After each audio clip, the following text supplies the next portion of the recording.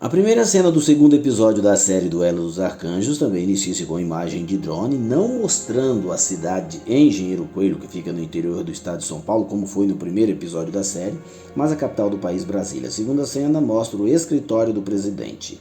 A cena no escritório da sala presidencial acontece da seguinte forma: a porta do escritório presidencial se abre e os chefes de estados tomam assentos em suas cadeiras. O presidente de sua cadeira principal dá início ao seu discurso dizendo: Senhoras e senhores, esta reunião é de suma importância não só para o nosso país, mas também para o mundo, pois desde o ataque ao World Trade Center, o nosso planeta nunca mais foi o mesmo.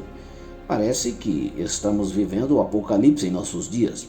O ministro da Defesa tem mais a nos falar a respeito de tudo que eu pretendo dizer a vocês. O ministro da Defesa levanta, dá início ao seu discurso com sua voz cansada.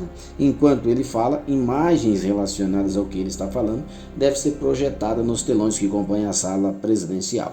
Ele dá início ao seu discurso usando as seguintes palavras: o ataque de 11 de setembro serviu para que todas as nações da Terra pudessem ver que não estavam seguras em sua própria casa.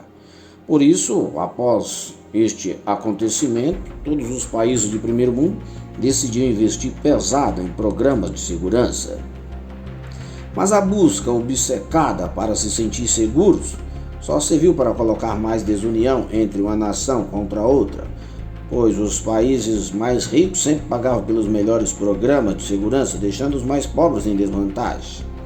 Mas a crise global que vem se arrastando há décadas em nosso planeta fez com que os líderes das nações mais poderosas da Terra repensassem sobre seu orgulho e criassem o programa único de governo, que inclui de maneira igual todas as nações deste mundo, desde o mais poderoso sistema de governo até o mais insignificante povo que habita o nosso globo. Ao ouvir a expressão povo insignificante sair da boca do ministro da Defesa, o ministro das Relações Públicas exclama: como assim povo insignificante? Não usamos mais termos como esses em nosso vocabulário, muito menos em uma reunião de suma importância como essa.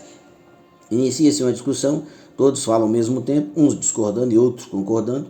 O presidente, tentando pôr fim ao tumulto, levanta e diz a todos: senhores, silêncio! Não vamos perder o foco de nossa reunião. Mas o ministro das Relações Públicas é insistente, interrompendo até mesmo o presidente, dizendo: excelência!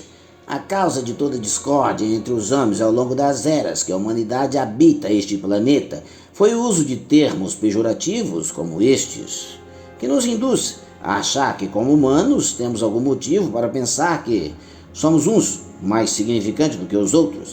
O presidente, mais uma vez, tentando pôr fim ao tumulto, diz a todos: senhores, silêncio! Não creio que houve alguma intenção do ministro da Defesa em diminuir algum povo quando usou a infeliz expressão povo insignificante. Temos que levar em consideração que todas as nossas leis foram alteradas há pouco tempo. Ainda carregamos os antigos vícios de linguagens. Ministro, prossiga, por favor. Atendendo o pedido do presidente, o tumulto diminui e o ministro prossegue com o que estava falando, dizendo: obrigado, excelência. Realmente não houve nenhuma intenção de minha parte em diminuir a ninguém. Ao contrário, o novo sistema de segurança global que estamos propondo tem o propósito de igualar a todos os viventes deste planeta. Mais uma vez, o ministro das Relações Públicas o interrompe, dizendo que a segurança mundial tornou-se pauta principal de todas as lideranças da Terra. Não temos o que discutir. Mas como pretendes implantar um código único de segurança para todos os povos no mundo que ainda permanece dividido em seus pontos ideológicos? Ministro, pode nos explicar isso melhor? O ministro da Defesa então continua explicando, dizendo: o primeiro passo nós já temos, que é conscientizar os habitantes do planeta que o mundo se tornou um lugar mais inseguro do que sempre foi. O ministro das Relações Públicas então diz: ou seja, a velha tática de governar, conseguir o controle da grande massa, impondo medo a todos. Não é isso? O ministro da Defesa então continua dizendo: não creio que é a melhor das opções, mas é a única que sempre funcionou. Como governo, não podemos esquecer que sempre controlamos a sociedade através do medo. E o excesso de informação que ela recebeu ao longo do tempo fornecido pela tecnologia fez com que perdessem o medo. E por ter perdido o medo, instalou-se o caos. Para pôr fim ao caos, devemos usar o medo novamente.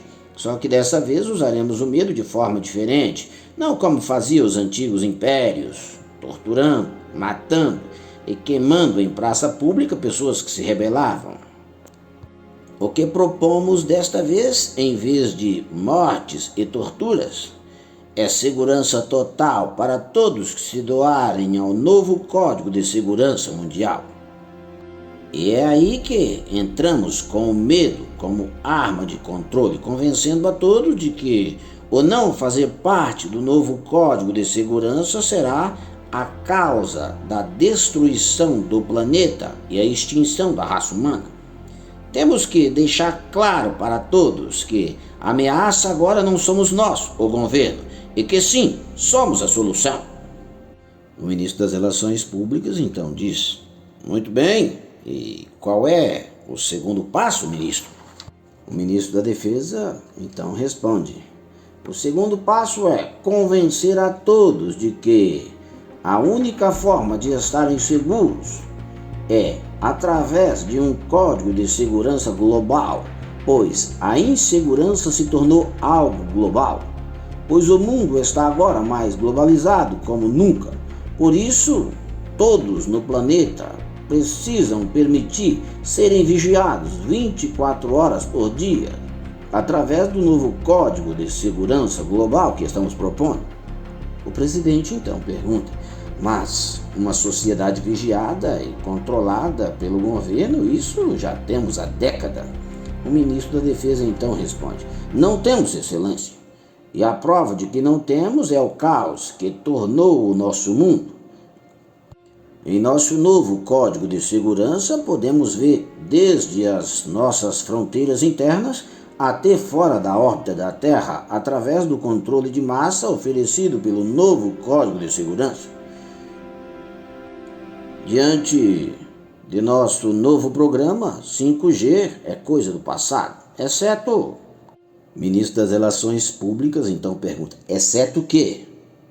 O ministro da Defesa então diz: o que eu quero dizer, senhores, é que todo esse nosso programa de segurança não está conseguindo rastrear um pequeno grupo de rebeldes que vem causando todo tipo de desordem em nossa sociedade. O presidente então pergunta: mas como um grupo tão pequeno e insignificante não pode ser rastreado por nosso programa de segurança? O ministro da Defesa então explica: não sabemos ao certo, excelência. A única coisa concreta que temos sobre eles é que se trata de um grupo religioso não muito ligado à tecnologia. Talvez seja essa a razão deles terem adquirido tanta habilidade para se esconderem nos lugares mais inóspitos da Terra. O vice-presidente então entra na conversa e diz: mas você acabou de dizer que o nosso novo esquema de segurança tem olhos para rastrear e vigiar até fora da órbita da Terra. Como pode explicar esse furo num esquema de segurança que pagamos tão caro? O ministro da Defesa então fala: o problema maior não é rastreá-los, e sim capturá-los. Pois todas as vezes que localizamos um grupo deles reunidos em algum lugar remoto, mandamos uma equipe dos nossos melhores soldados para prendê-los. Mas quando a nossa polícia chega ao local, não temos mais ninguém no acampamento. O presidente então pergunta: mas não tem como eles serem rastreados ao se locomoverem de um acampamento para o outro através de nosso programa de segurança? O ministro da Defesa então fala: eles não foram chipados, excelência. O presidente então pergunta: como assim? O ministro da Defesa então explica: quis dizer que os rebeldes não permitiram serem selados pelo nosso novo programa de segurança, excelência. O presidente então pede: explique melhor como funciona isso, ministro. O ministro da Defesa então explica melhor, segundo o pedido do presidente. Ninguém consegue escapar de ser rastreado pelo nosso novo programa de segurança, mas o rastreamento só é possível se a pessoa permitir ser selada. E os rebeldes não permitiram que nós os selássemos. Por isso, estão vivendo como animais isolados do resto da sociedade. O presidente então pergunta: e por que eles não permitiram serem selados? O ministro da Defesa explica: para entender por que eles não permitiram serem selados, primeiro é preciso entender como funciona o selamento. Porque nesse novo programa de segurança ninguém é rastreado por satélite ou por pistas deixadas pelas pessoas nos seus afazeres do dia a dia.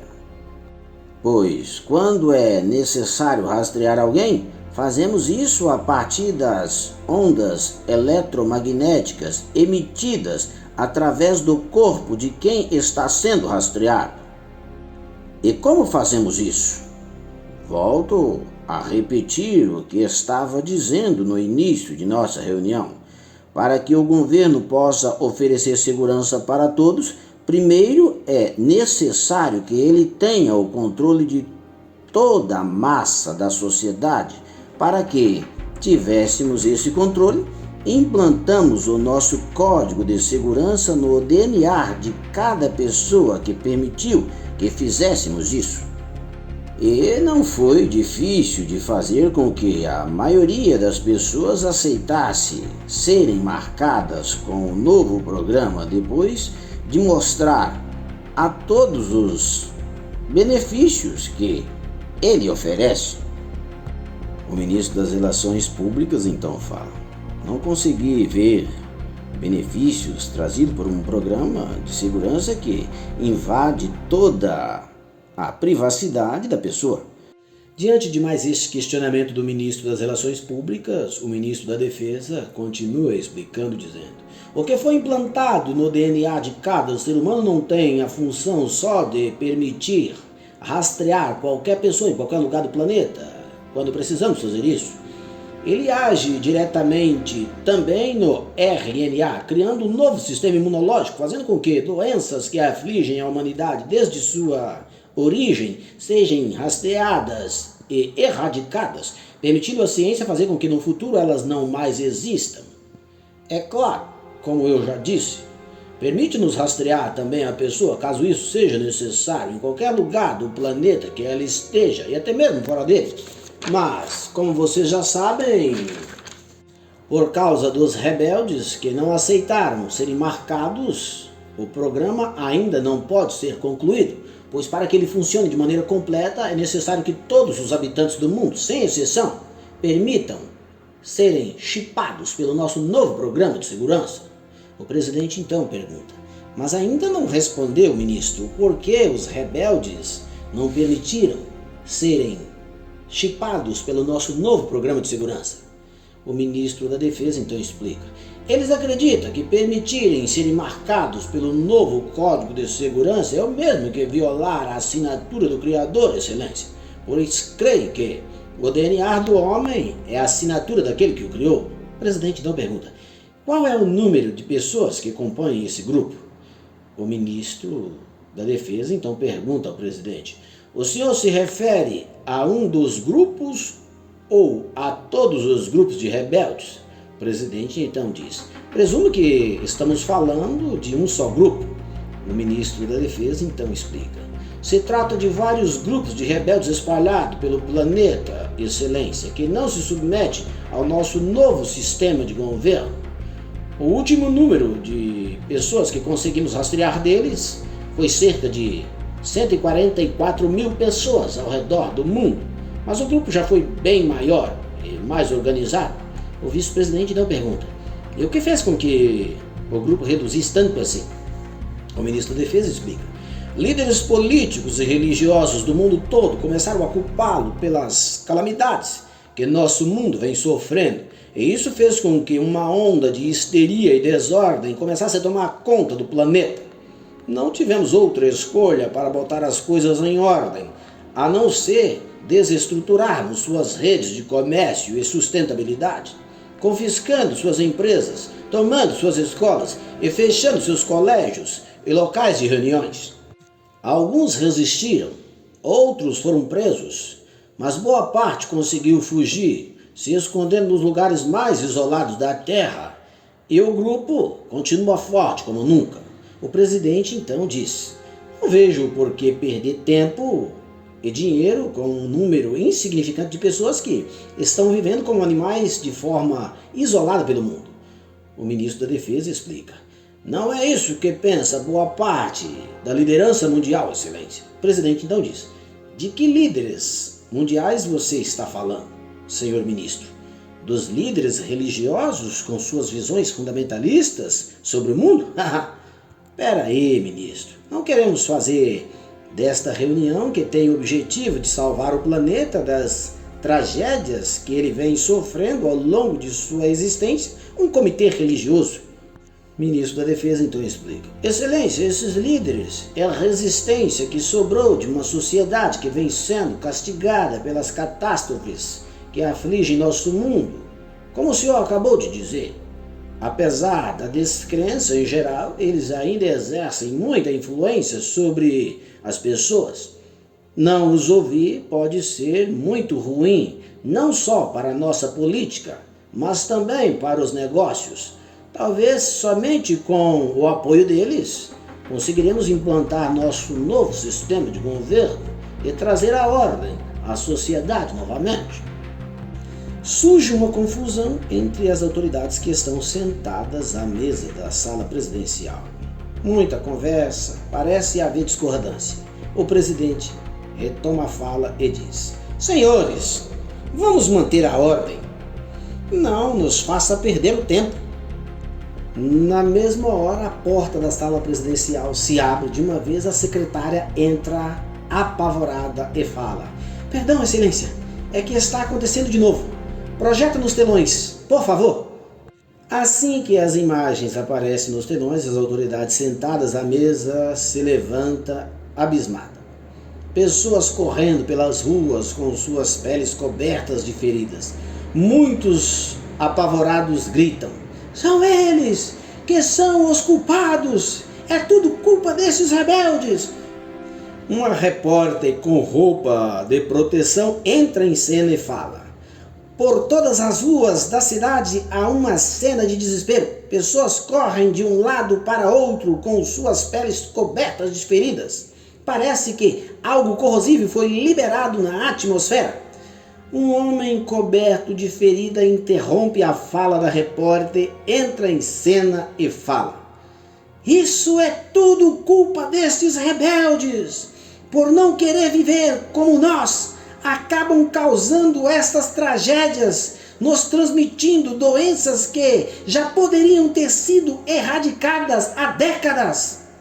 O presidente então pergunta: onde foi isso? A secretária responde: Angra dos Reis, senhor, mas começou a acontecer em várias partes do mundo. Cenas de pessoas correndo em desespero, corte seco, fim do segundo episódio da série Duelo dos Arcanjos.